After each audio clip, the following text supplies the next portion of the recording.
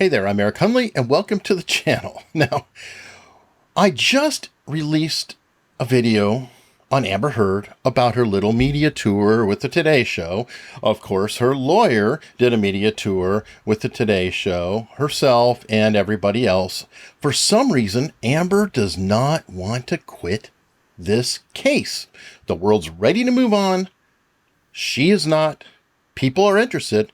So I definitely want to cover the content. So if you want to find out the initial interview, I did a piece with Gavin Stone, which you can find, I think, right here somewhere.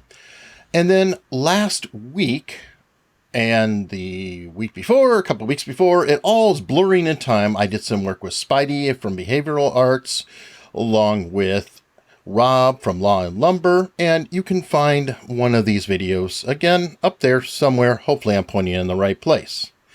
So today, because it's a gift that keeps on giving, Gavin has returned. He has joined me, and we're going to go through day 2 of Amber Heard's Today media tour. And to kick it off, how are you doing today, Gavin?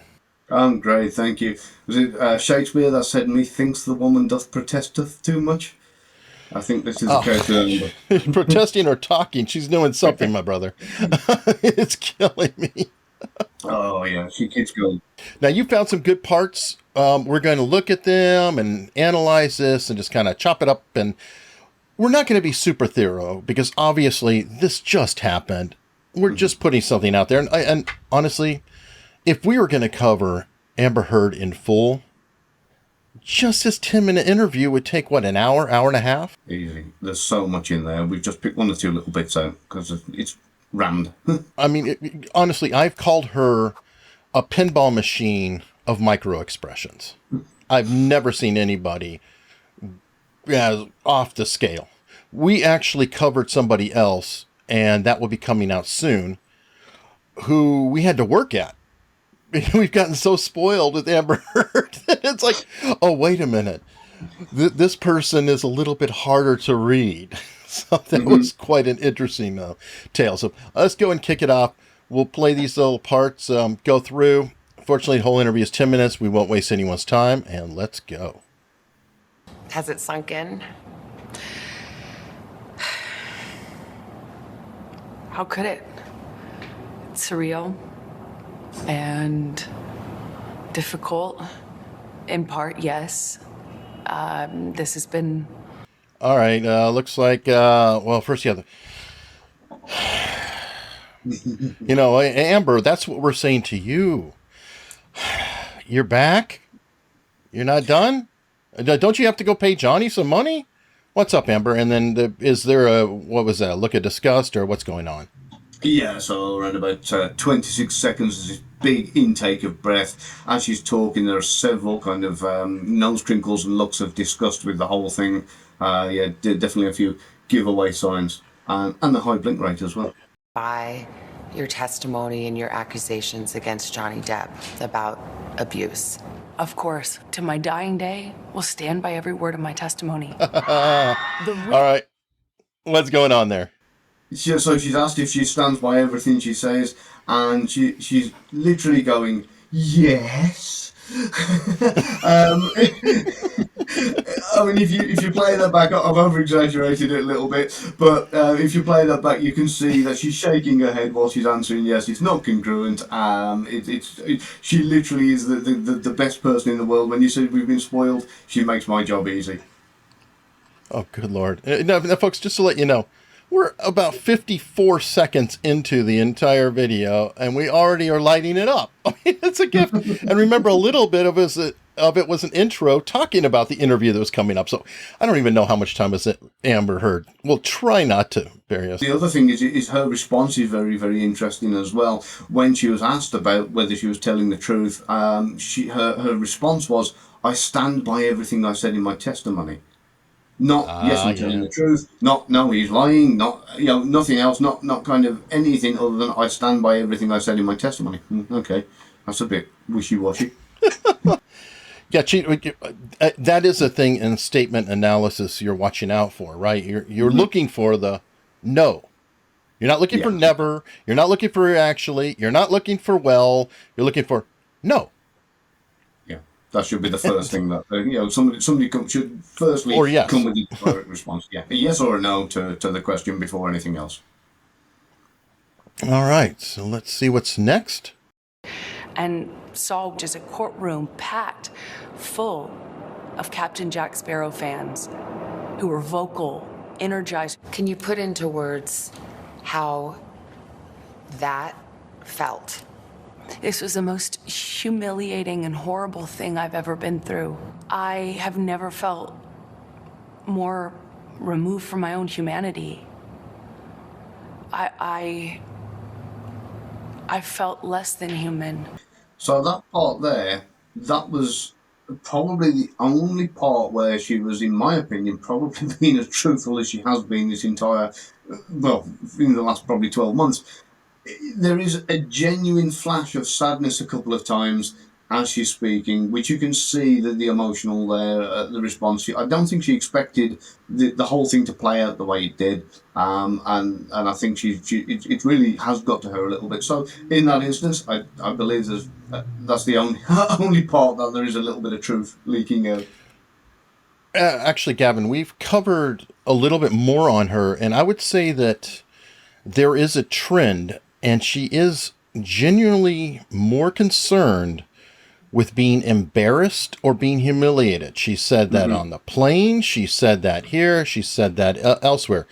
And that has come into play, I feel, because whenever she's talking about violence that is done against her, it's just not believable. It's just a statement. But if she talks about being embarrassed, you see every time that there's like a rage or a sadness or whatever else. And I'm not sure what to make of it, but that, in my opinion, is more important to her than anything in the world, how she looks and her image.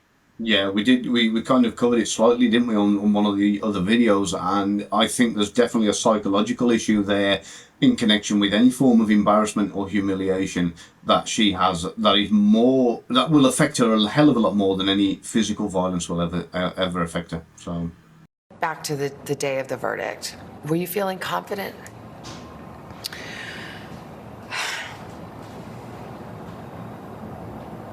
That's a great question. I wish I could say yes to that. I want to say yes to you, but it wouldn't be true. That is such an interesting response. I would actually say it was truthful. And it's a weird one, though, because I feel like there's all kinds of deception flashing by in her head, and she's kind of just resigned to the answer. I don't know what you think, but it seems like a calculation. Like, okay, I guess I can't do that here. This is going to, I guess I have to say, yeah. It just seems like a child who's literally caught with her hand in the cookie jar, looking up, going, yeah. I counted. There was over 7 seconds of pause between the question being asked and her answer, and she kind of sat there. 7 seconds. She did a lot of thinking. Thoughts move so much quicker, than kind of words, as it were, when you're speaking. And she's probably had a million thoughts go through her head in that 7 seconds, which is more than some people. And we need to cut that out. She's obviously made a decision how she's going to answer. She probably, up until that point, hasn't even thought about whether she felt confident on the day. Yes, and by the way, not only do you have the time that you're talking about, the 7 seconds, but that's a great question is another stall that is used to calculate a thought and to push somebody back on their heel. Like, I'm going to give you something so that way you feel like I've given you a partial answer. So you'll hang out. You'll hang with me while I stall, think, oh shit, what do I do? That's it, because you've got this great big 7 seconds of silence. Then you've got that's a great question, buys her a little bit longer. Then there's another gap of silence before eventually she says something like, I wish I could say yes. Which, again, statement analysis reads into, I wish I could say yes, basically means no. So there's that side of it as well. And then she eventually does give her answer when she's had a good time to think about how she's going to respond. Yeah, and also the wish I could say yes feels also like she just literally is pinned down. Like anything but the truth, anything but just the answer. It's like you're, in my opinion, seeing her overcome by everything and having to calculate and just realizing that I actually have to answer the truth. And if this is her baseline, if this is her character, it's like, wow, can you believe anything that woman's? Yeah, there seems to be a lot of manipulation with her words, because it was anything other than saying no, wasn't feeling confident. Anything she could think of, she'd rather buy time, she'd rather look, kind of like she can't think of an answer or give any answer than say, no, wasn't feeling confident. And the reason she doesn't want to say, no, I wasn't feeling confident, is because she doesn't want to get pulled up on it later on when it comes to kind of being confronted with, you weren't even feeling confident because you knew you weren't going to win from the very beginning, or you knew you weren't going to win because you were in the wrong. I think it's an embarrassment and a weakness. She doesn't want to look weak. And that's all that really matters to her. You still couldn't look me in the eye and tell me that you think on social media. Now, we covered that in the previous video, but definitely showing just almost a sneering contempt in that. Yeah. You ever seen a dog when they growl and the one cheek goes up, like, and you can see that little bit of a tooth when they're just growling? It reminds me of that a little bit, when she's got that kind of look on her face. Well, she's got range, though, because I think disgust slipped in there, too. So a little disgust, a little contempt, a little, like... Oh, yeah. She's got... I mean, she's... Wow. I mean, it's like, this is the person that was voted the most perfect face in the world, but boy, she can be not attractive when her expressions come out. Such a darkness. And again, I've said this before, if she wasn't ruining people's lives, I'd say leave her alone. I really hope, and I really do hope she gets help. I think Isaac Baruch was dead on when he said, please get help, please just move on and get help. And she doesn't seem capable of it, even though I love it. Her final direct, she was saying, I just want to move on. It's like, well, Amber, move on. In the closing arguments, the Depp lawyer called your testimony the performance of a lifetime and said you were acting. What do you say to that? Says the lawyer for the man who convinced the world he had scissors for fingers. I love it. Okay, so what is she saying? I mean, there's so much in this stupid answer. Like, one, he's an actor. So she's saying that he's a brilliant actor. Oh, okay. And she's also, she's saying that I am a suck performer? You're not an actress? You're not in Avengers? You're not playing a god figure from a comic book movie? You're Oh, I know, it's loaded. There are so many different ways you can look into that answer, and different parts of it alone are unbelievable. If we start with the basics, first off, it's not even an answer to the question, is it? It's a deflection from the question. Yes. Yeah, they said you were acting, says the man who's an actor. Well, that's not saying or stating, I was acting or I wasn't. She's not made a denial. She's not saying she has or she hasn't. She's completely deflected the question. The reason I wanted to highlight that little bit is because the answer itself is so crazy that it kind of anybody should be able to see through that and laugh at it as a response. It's a non sequitur. Yeah. Literally. It's like, I asked you, what's your dog's name? And you said, it's going to rain. Or maybe you stepped on a bee. Yeah. God. I'm a terrible actress. Agree. So I'm a bit confused how I could be both. The Depp team argued that you were the abuser, that you instigated physical violence. Did you? I never had to instigate it. I responded to it. Ah, boom, there it is. The never. The statement analysis never. Yes. Because the answer, Amber, is no. Not exactly. I never. Never isn't no, is it? No. And the other thing is about there is the bit that is really relevant is the word had. I never had to instigate it. Now, if I I just said to did. you, I felt like it. It was a good yeah, idea. I felt like yeah, it at the time. I didn't have to do it. I just, exactly. I just did it. I mean, if I said to you, Eric, did you rob that bank? And you say, I never had to rob the bank. Then that doesn't answer the question, does it? No, it's my hobby. Exactly. It was I fun. don't, I don't have to do it. I didn't do it for groceries. I did it because it's fun. Yeah. All right, we're almost through, folks. I promise. As I testified to, I was talking in those recordings as a person in extreme amount of emotional, psychological, and physical distress. He And says it he doesn't. never hit you. He can't- Never. Is yeah. that a lie? Yes, it is. What about the witnesses who said they have seen you instigate physical violence? I've seen firsthand how people will file rank and support the person they depend on. Did they all come in and lie in court? I am not here to call any of his witnesses any names. I'm here to just kind of talk about it from what it felt like for me as a person who sat there. Oh, good God. Okay. So we did Right. get an actual yes. Yeah. And again, this is one of those things where you have to look at the context with this. So, yes, it's great that we got an actual direct answer for the first time in the entire interview. In fact, the only time that she gives a direct answer and says yes. The problem is the fact that she's asked, "Did he ever hit you?" She didn't ask, Did he ever hit you first? Did he ever hit you, unprovoked? Was it actual abuse?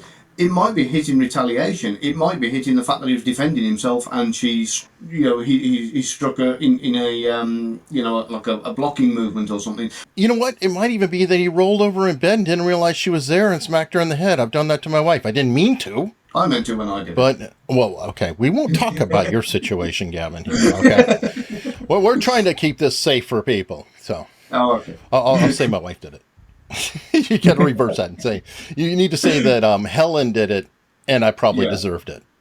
Oh, she's actually keeping me on the bed, so. Oh, God. And then, to continue. What about this tap dance about the witnesses? It was like, oh, I would never, but she just tacitly admitted that they told the truth. That, I would never accuse. And then she also didn't answer directly again, because it was like, well, what about such and such? And she's like, well, people are loyal to Johnny. That's not a no. Mm-hmm. That's two things can be true at once. Yes, they're loyal to Johnny. Yes, he pays them. You never said they lied. And then when you were directly confronted, and to interviewer's credit, she directly confronted her, and she was squiggling away on the side. Yeah, well, I wouldn't directly say that. Yeah, the whole story, because of the fact that she wouldn't. I think she said, "I'm not here to call anybody names." Then you got a slight little bit of sentence later. She's saying, "I'm just here to kind of tell from my point of view, sitting here." And then he just kind of beat it off. And that was it, really. There wasn't really. I think we got one more. We got one more. Hold on. You're not out yet, Gavin. You're going to earn your lunch here. I talked about the horrible language. I talked about being pushed to the extent where I didn't even know the difference between, right and wrong. I will always continue to feel like I was a part of this, like I was the other half of this relationship, because I was. And it was ugly. God, that's some contempt there. Yeah, that's that. You got that snarl. That's like Billy Idol contempt. She's just talking like, rebel, yeah. Okay. I mean, come on. It's brilliant, isn't it? She could give Elvis a run for his money on that one. That lives right up there. So yeah, and again, the whole response.